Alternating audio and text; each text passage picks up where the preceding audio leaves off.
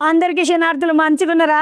చంద్రవేంతి జాతరలకేం చెట్టు బయలుదేరింది అనుకుంటున్నారు. రే ముచ్చటకే వచ్చినా ఇగో ఈరోజు ఒక కొత్త సినిమాకి సంబంధించిన ముచ్చట అంటే అరే నేను వద్ద నేను ఇట్లా వేసేస్తానన్న సూర్య సార్ సినిమానంట పిల్లగాడు మన పిల్లగాడి మాట్లాడేసి వస్తాను వచ్చిన తమ్మి నమస్తే శనార్థులు. నమస్కారం అక్క. ఎట్లున్నా తమ్మి? సూపర్. అంత మంచిదేనా? అంతా తమ్మి కొట్టుడు షురువాత్లో 1 2 3 నేను మెల్లగత్తున్నాను. ఇక తర్వాత దుంకినవు అయితే పెద్ద అన్ని లాంగ్ జంపులే కాదా? అంటే అలా కుదిరింది. లక్కీ భాస్కరు పెద్ద జంపు, సారు ఇంకా పెద్ద జంపు చూస్తూ మళ్ళీ సూర్య సారు ఆడికాడినిచ్చి కానీ పిల్ల మస్తు స్మార్ట్గా ఉంటుంది తమ్మి. మామితే కదా ఏమన్నా చికెన్ ఉంటుంది మన ఇంట్లో పిల్లలాగా ఉంటుంది. కానీ ఇట్లా ఏమంటారు చికెన్ ఉన్నారు పోరలు చికెన్ ఉన్నారు అంటారు కదా, అట్లుంటుంది ఆ పిల్ల. మంచిగా అనిపిస్తావు, మంచిగా కొట్టిన పిల్లని చెప్పంగానే ఒప్పుకున్నదా కథ? చెప్పంగానే ఒప్పుకుంది. కానీ ఇప్పుడు నువ్వు కథ రాస్తావు, నువ్వు దర్శకత్వం చేస్తావు అని అడమంటే నటన కూడా చేసినావంట.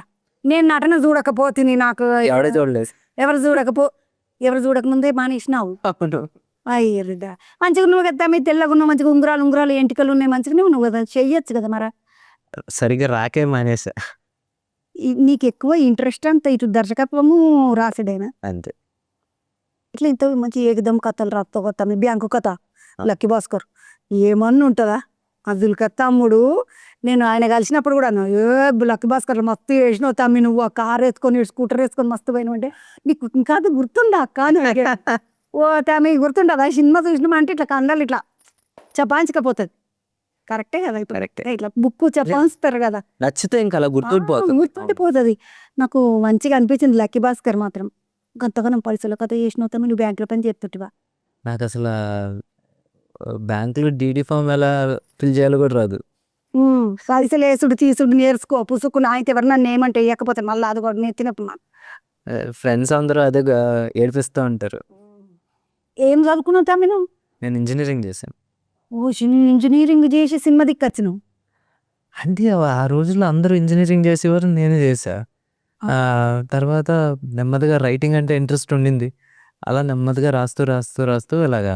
ఇట్లా ఇప్పుడు మీ తాత మీ నాయన అంతా ఇక్కడ దిక్కేనా సినిమాలలోనా? లేదు, మా నాన్నగారు వచ్చేసి రియల్ ఎస్టేట్ వ్యాపారం. అది నీకు లెక్కలు ఆడికి వచ్చినాయి అనుకున్నాను.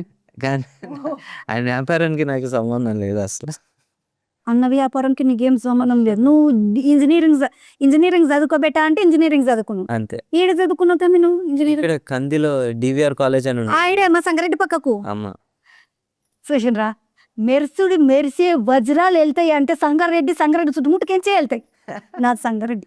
అవునా? నేను సంగారెడ్డి లోకల్. మా నాది కందిలో కాలేజ్. కందిలో డివిఆర్ కాలేజీ. నాకు ఎందుకు ఎరకలేదు అక్కడ ఇంజనీరింగ్ కాలేజ్ అప్పట్లో కొత్తగా పెట్టిర్రు అది. అవును, నా పెళ్ళి అయిపోయింది ఆ కాలేజ్ పెట్టినప్పుడు. అవును, అప్పుడే జస్ట్ 2001లో మొదలెట్టారు అక్కడ. 2001లో రాలేదు కానీ కానీ నేను సంగారెడ్డికి ఇట్లా మా అమ్మగారి ఇంటికి పోతాం కదా తమ్మి, పోయేటప్పుడు అప్పుడు కొత్తగా కాలేజ్ పెట్టిండు, కాలేజ్ బంగ్లా కట్టిండు, హోటళ్ళు కడుతుండ్రు, అక్కడ డాబాలు పెడుతున్నారు, అవన్నీ నడుస్తుండే. అవును, అందుకని నాకు పక్క తెలుసు. మా సంగారెడ్డి ఈయననేమో పక్కకు సంగారెడ్డిలో నాకు అంది పక్కకు ఉన్న డివిఆర్ కాలేజ్లో ఇంజనీరింగ్ చదివి. మరి ఎట్లా పోయేసి వస్తుంటారు గత దూరం? బస్సు. ఏడుంటుంటారు మీరు? హైదరాబాదేనా? హైదరాబాద్ ఇక్కడ ప్రశాసన్ నగర్ లో ఉండేది అవన్నీ. ఇక్కడ బస్సు వచ్చేసి ఇక్కడ చెక్ పోస్ట్ దగ్గరకు వచ్చి ఎక్కించుకునేది వెళ్ళిపోయాను. 4 ఏళ్ళు కాందికి పోవుడు వచ్చుడు. 3 ఏళ్ళు బస్సులో వెళ్ళేవాడిని. లాస్ట్ ఇయర్కి వచ్చేసరికి కొంచెం దర్జా పెరిగి నలుగురు కలిసి ఒక కార్లో వెళ్ళేవాళ్ళం. అండ్ ఇప్పుడు కాలేజ్లో ఇప్పుడు నువ్వు ఇటువంటి సినిమాలు చేస్తుంటావు అంటే నువ్వు కాలేజ్ మస్తు కోచేష్టలు చేసి ఉంటాయేమో అనుకున్నాను. కానీ నేను చూస్తే అసలు అట్లా లేనేలే. కొంచెం అడప కొన్ని చేయటం జరిగినాయి. పాప మీ నాన్న ఏమనకపోతుండే? అని తెలీదు. అన్న పేరు ఏం పేరు? సుబ్బారావు గారు. అన్నోళ్ళది ఎవరు? నాన్నగారిది ఇది గుడివాడ దగ్గర. గుడివాడ దగ్గర సుబ్బారావు అన్న. నువ్వేమో గుడివాడ నుండి వచ్చి నిమ్మలంగా బిజినెస్ చేసుకుంటుంటే చిన్న కోత చేష్టలు చేయకపోతుండే మన వెంకి. కానీ అన్న ఏకదం మస్తు వజ్రం, మా డివిఆర్ కాలేజ్ వజ్రం అనాలిగా. తమి సినిమా చెయ్యాలన్న ఆలోచన నీకెందుకు వచ్చింది? ఇప్పుడు రాసుడు అంటే ఒక ఆలోచన, ఎవరికైనా మనసు స్పందిస్తుంది, ఏదైనా చూసినప్పుడు రాయాలనిపిస్తుంది, ఏదైనా సంఘటన చూసినప్పుడు రాయాలనిపిస్తుంది.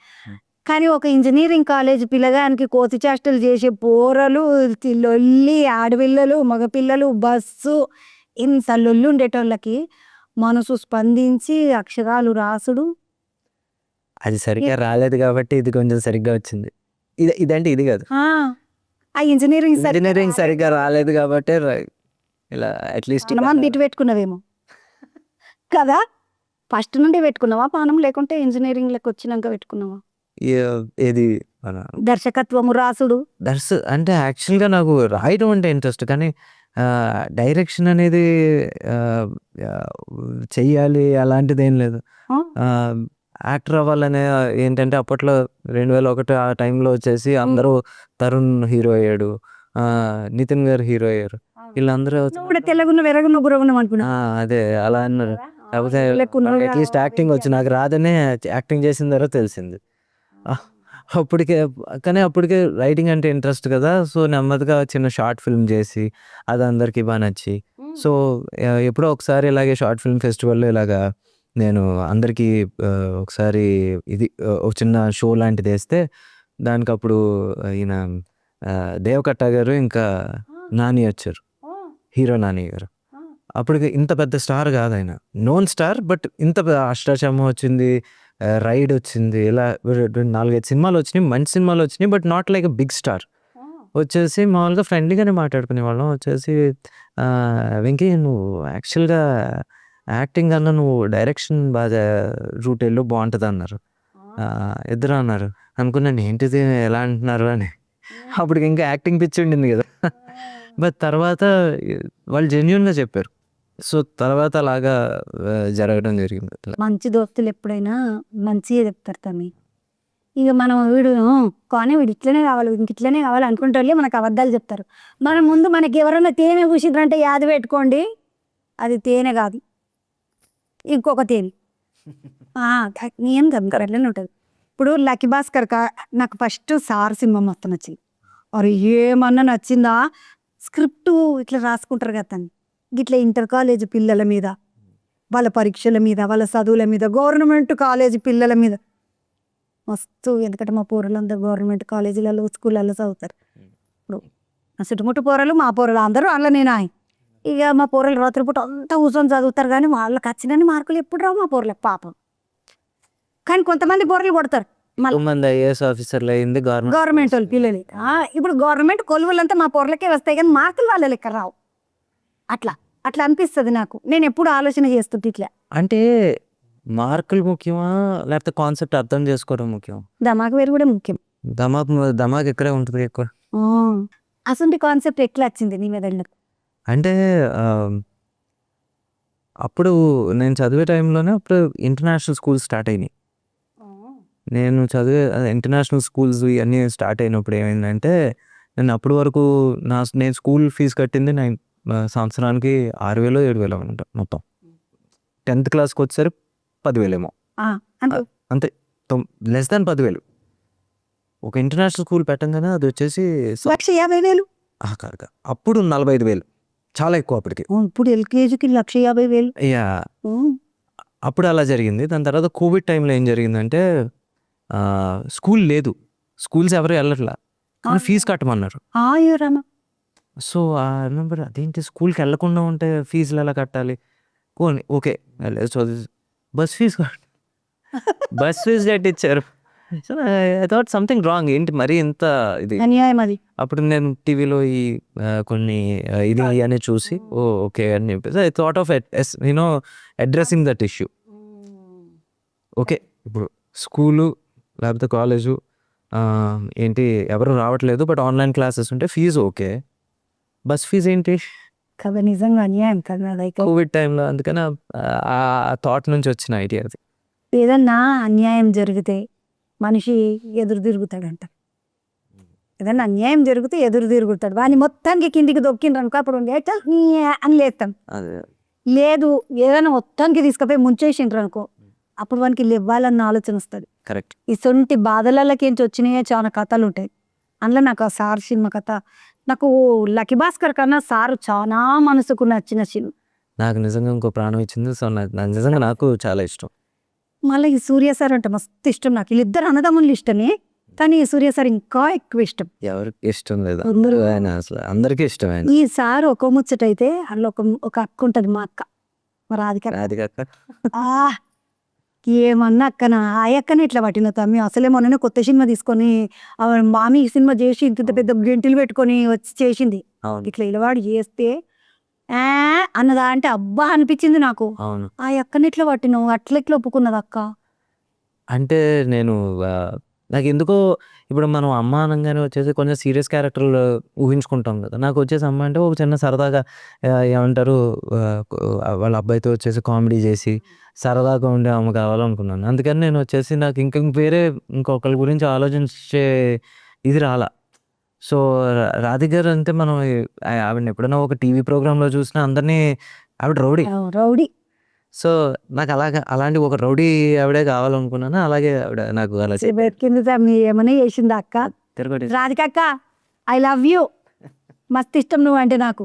కానీ ఆ అక్క ఎప్పుడు దొరకదు తమ్మి. ఒక్కసారన్నా ముచ్చట పెడదాం అనుకుంటాను అక్కతోటి.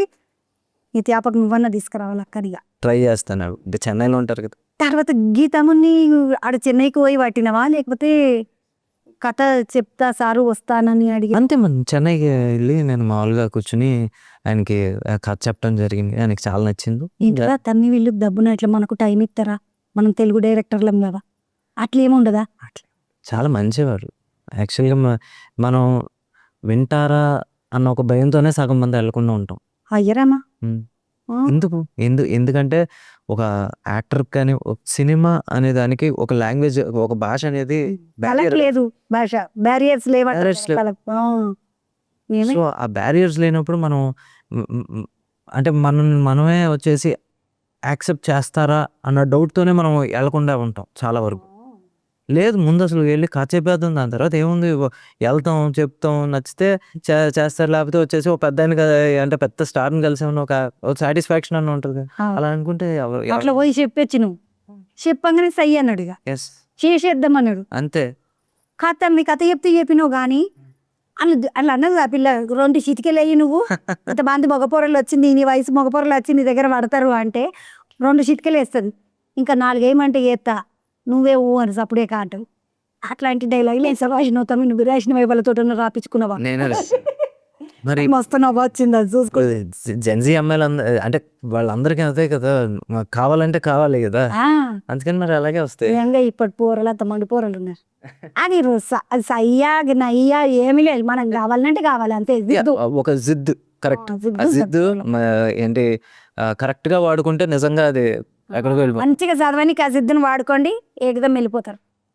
పిచ్చి పిచ్చి విషయాలకు వాడుకోకుండా అది ఆడపిల్లలైనా మగపిల్లలైనా మళ్ళీ అందులో ఆడోళ్ళు మగోళ్ళు తారతమ్యం ఏం లేదు. ఇప్పుడు అంతా ఆడమగ ఒకటే కదా సమ్మి అంతే కదా.